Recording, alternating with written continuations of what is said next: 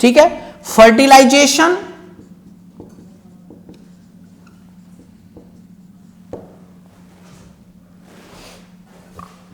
And Bon formation.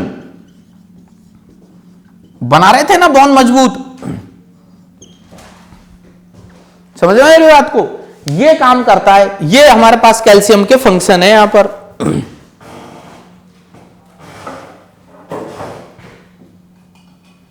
Clear बेटा? अब calcium का लेवल ब्लड में कैसे बढ़े उसकी बात कर लेते हैं अपन यहां पर नेक्स्ट पॉइंट में। हमने क्या कहा, PTH hormone, parathormone hormone, blood में हमें क्या बढ़ाना है, कैल्शियम के लेवल को बढ़ाना है। कैसे बढ़े? हमारे पास में पहली कंडीशन क्या आ जाए कि हम reabsorption of calcium ion from the, किससे, इंटेस्टाइन या गट, इंटेस्टाइन या गट, इंटेस्टाइन भी लिख सकते हो, गट भी लिख सकते हो, एंड नेफ्रॉन। समझे मेरी बात को? नेफ्रॉन से हम रीअब्जॉर्प्शन बढ़ा दें और इंटेस्टाइन से यानी कि गट से हम कैल्शियम का रीअब्जॉर्प्शन बढ़ा दें। जब बढ़ेगा तो कहां जाएगा, ब्लड में जाएगा, तो ब्लड में कैल्शियम का लेवल का इंक्रीज कराने के लिए रेस्पॉन्सिबल है। दूसरी बात, vitamin D and PTH hormone, ये एक विटामिन डी, सॉरी पूरा लिखो, vitamin D and PTH hormone, ये क्या है, एक दूसरे के साथ मिलकर के काम करते हैं, सिनर्जेसिक की तरह काम करते हैं। यहां पर विटामिन डी यहां हार्मोन की तरह काम कर रहा है।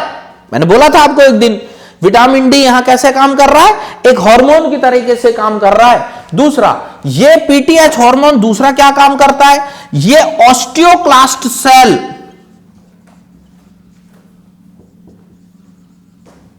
को स्टिमुलेट कर देता है। क्या कर रहा है, ये ऑस्टियोक्लास्ट सेल को स्टिमुलेट करता है।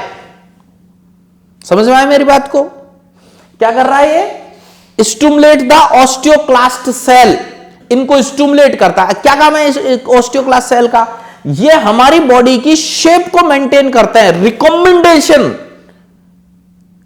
Of the body. यानी कि सपोज करो हम ये कहते हैं यहां पर कोई हमारा एक्स्ट्रा पार्ट कैल्शियम का डिपोजिशन हो जाए, तुरंत ऑस्टियोक्लास्ट सेल्स आएंगे, उसको फिनिश कर देंगी। हमारे बचपन में जो दांत जब टूटते हैं तो वहां पर उनको तोड़ने में काम भी ऑस्टियोक्लास्ट सेल्स का किया जाता है। ऑस्टियोक्लास्ट सेल्स को कहते हैं बोन ईटिंग सेल। ये बोन ईटिंग सेल है, बोन्स को ईटिंग का काम करती है, यहां पर मॉडलिंग का काम करती है, इसको कहा जाता है रीमॉडलिंग। रीमॉडलिंग यानी कि बॉडी की शेप को बनाने का काम करती है। ठीक है, रीमॉडलिंग, REMODELLING, रीमॉडलिंग इसका काम करती है ये। क्लियर? दूसरी बात क्लियर है? अगर इस हार्मोन की हमारे अंदर कमी होगी तो क्या होगा और ज्यादा होगी तो क्या होगा। सबसे पहले हम कमी पे बात कर लेते हैं, यानी कि इस हार्मोन का हम सिक्रेशन की बात करते तो दो तरीके का है। पहला हाइपोसिक्रेशन,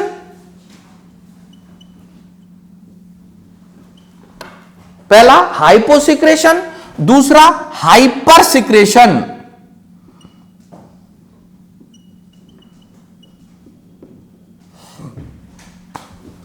ठीक है, हमने क्या कहा, हाइपोसिक्रेशन, अगर पीटीएच हार्मोन का सिक्रेशन बढ़ जाए, नहीं सॉरी कम हो जाए, सॉरी हमने क्या कहा, पीटीएच हार्मोन का सिक्रेशन अगर कम हो जाए हमारे अंदर तो क्या होगा, यानी कि बोन्स से कैल्शियम नहीं निकलेगा बाहर, या निकलेगा, नहीं निकलेगा।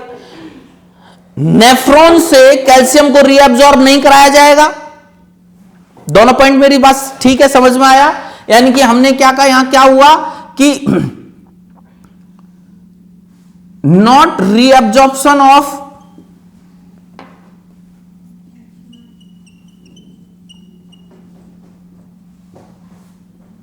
Calcium ion from the nephron नहीं हुआ, ठीक है। एंड नॉट रीअब्जॉर्प्शन या not reabsorption of calcium from the intestine, वो भी नहीं कराएगा।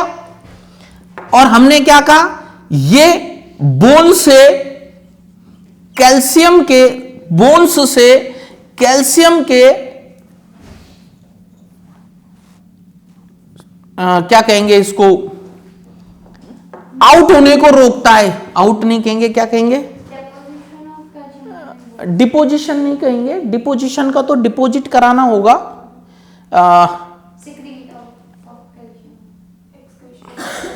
हाँ, एक्सक्रीशन कह सकते हैं कि excretion of calcium ion from the blood, from the bones, bone से कैल्शियम के एक्सक्रीशन को रिमूवल भी हम नहीं कहेंगे, रिमूवल अलग चीज हो गया ना, एक्सक्रीशन इज अ, ठीक है, फिर भी थोड़ा सा, क्यों उसको वो क्या करता है, बाहर निकलने से रोकने का कोशिश करेगा, जिससे कैल्शियम का लेवल ब्लड के अंदर कम हो जाएगा। अगर कैल्शियम का लेवल ब्लड में कम हो गया, in the blood level decreases in the blood, तो आप क्या कहोगे इसको, हाइपो कैल्सीमिया। इसको आप क्या कहोगे, हाइपो कैल्सीमिया।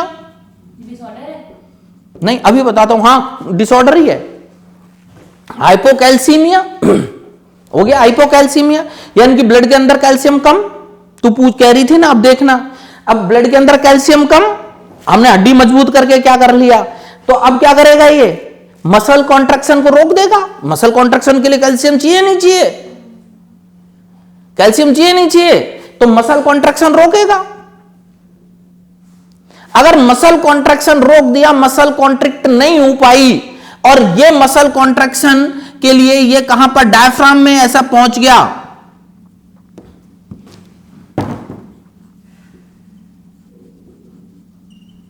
अब ये कंडीशन कहां पहुंच गई, इन डायफ्राम। डायफ्राम में क्या होगा, ये कंडीशन पहुंच गई, तो इसे हम क्या कहेंगे, टिटेनी कहा जाता है। टिटेनी, डायफ्राम में कॉन्ट्रैक्शन रुक गया, कॉन्ट्रैक्शन रिलैक्सेशन हो ही नहीं रहा है डायफ्राम। डायफ्राम हमने क्या कहा था जब रेस्पिरेशन पढ़ा रहे थे, हमने कहा 75% ब्रीदिंग का काम डायफ्राम करता है, यही कहा था। अगर डायफ्राम ये काम नहीं कर रहा है, ये टिटेनी हो गई है, तो इसका मतलब सांस रुक रहा है धीरे धीरे, और इंटरकॉस्टल मसल्स भी ये काम करते हैं, तो रुक जाएगा, कॉन्ट्रैक्शन रिलैक्सेशन होगा नहीं। अगर ऐसा हुआ तो ऐसी जो डिजीज होगी, ऐसी डिजीज में सांस रुक जाएगी, आप उसको कह सकते हो एस्फाइसिया।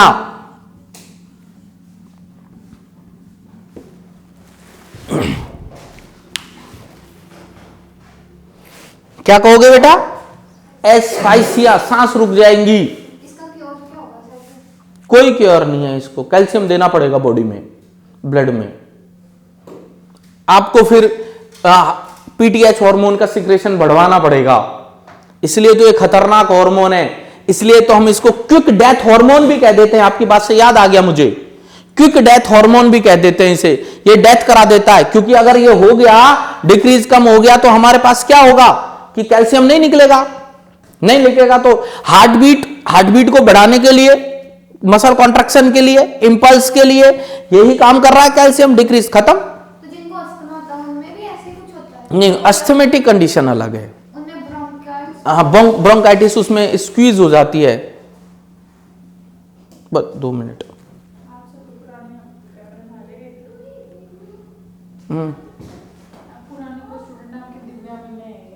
आया, उनको 2 मिनट वेट कर, ठीक है।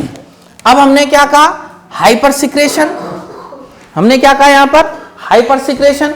अगर हाइपर सिक्रेशन हुआ तो क्या होगा कि अगर हमारे पास में हाइपर सिक्रेशन हुआ तो हमने क्या कहा, यहां से इनमें से कैल्शियम बहुत निकलेगी, बहुत निकलेगी कैल्शियम।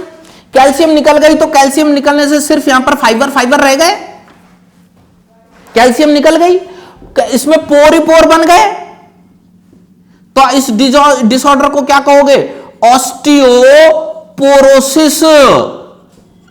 क्या कहोगे, ऑस्टियोपोरोसिस। पोर बन गए ना, पोर बन गए, इतनी वीक हो गई हैं हमारी बोन्स, पोर बन गए हैं। या फिर इसको क्या कहोगे, ऑस्टिटिटिस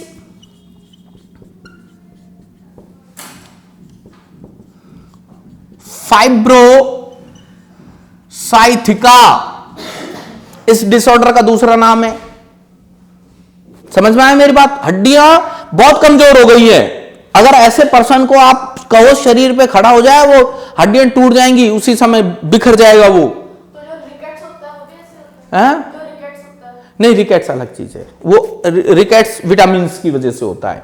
नेक्स्ट, अगर हमारे अंदर हम कहते हैं फॉस्फेट का लेवल, यहां पर हमने क्या कहा, डिक्रीज हो गया, क्योंकि कैल्शियम का लेवल ब्लड में इंक्रीज हो गया तो फॉस्फेट का डिक्रीज होगा, तो इसको कहा जाता है रिकलिंग हैंसन डिजीज। क्या कहा जाता है? रिकलिंग हैंसन डिजीज।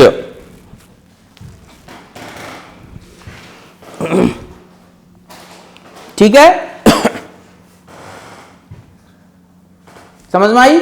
ऐसी कंडीशन अगर होती है तो स्टोन्स बनते हैं किडनी में, गाल ब्लैडर में स्टोन्स बनने लग जाते हैं बहुत ज्यादा।